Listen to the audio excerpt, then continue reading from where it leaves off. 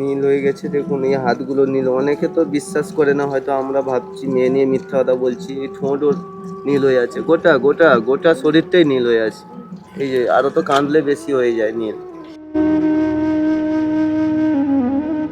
মেয়েটা যখন তখন অজ্ঞান হয়ে যায়। এই কিছুদিন আগে এক হয়েছিল, তাকে আবার গ্যাস ফ্যাস দেওয়া এ করা। আমার পক্ষে তো নিজেও সম্ভব না, নিজেও তো অসুস্থ মানুষ, আর কতটা আমরা কি করব। আর একটু আমি হাত জোড়ে সবাইকে বলছি, রিকোয়েস্ট করছি, আপনারা বেশি বেশি করে আমাদের ভিডিওটা শেয়ার করবে। আপনারা যে যেরকম পারে একটু সাহায্য করুন আমার মেয়েটাকে। আপনারাই পারেন একমাত্র সুস্থ করে দিতে। হার্টের সমস্যা একটি গুরুত্বপূর্ণ সমস্যা। অধিকাংশ মানুষেরই হার্ট ফুটো হয়ে যায়, নাহলে হার্টের ভালভ ব্লক হয়ে যায়, বা অনেক কিছু সমস্যা দেখা দেয়। কিন্তু একটা ছোট্ট 2 বছরের মেয়ের যদি হার্টের সমস্যা হয়, তাহলে সেই পরিবারের অবস্থা কেমন হতে পারে সেটা আপনারা একবার ভাবুন। তো ওনার 2 বছরের একটা ছোট্ট মেয়ে রয়েছে, যার হার্ট ফুটো রয়েছে এবং হার্টের যে নালীগুলো রয়েছে ওগুলো লিকেজ রয়েছে। আপনি কোথা থেকে এসছেন? আমি কাঁথি, পূর্ব মেদিনীপুর কাঁথি মারিসদা থেকে এসেছি।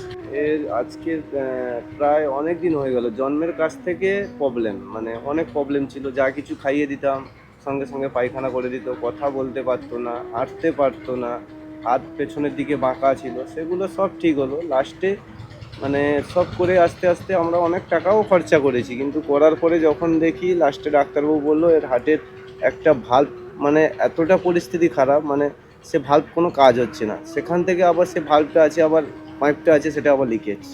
মানে এইরকম আমাদের পরিস্থিতি। আমরা কত জায়গায় ছুটেছি, মানে ছুটে আচ্ছা ছুটেও আমাদের কোনো অপশান আজ অবধিও আমি বার করতে পারিনি। আচ্ছা, একে কোথায় নিয়ে গেছিলেন? কোথায়? আপনার কলকাতায় নিয়ে গেছি, তমলুকে নিয়ে গেছি, ব্যাঙ্গালোর নিয়ে গেছি, সাই বাবার কাছেও দেখিয়েছি। সাই আচ্ছা বাবাও এফআর করে দিয়েছে, পারবে না ওখানে। আর এইটা বর্তমান যেখানটায় হবে বলছে সেখানটায় এই 10 লাখ টাকার এস্টিমেট দিয়েছে, দেখুন। 10 লক্ষ টাকার প্রয়োজন? এটা এস্টিমেট, মানে অপারেশনটা যে যাবে ওইটা 10 লক্ষ, বাকি তো মানে আরো খরচা আমাদের রয়েছে।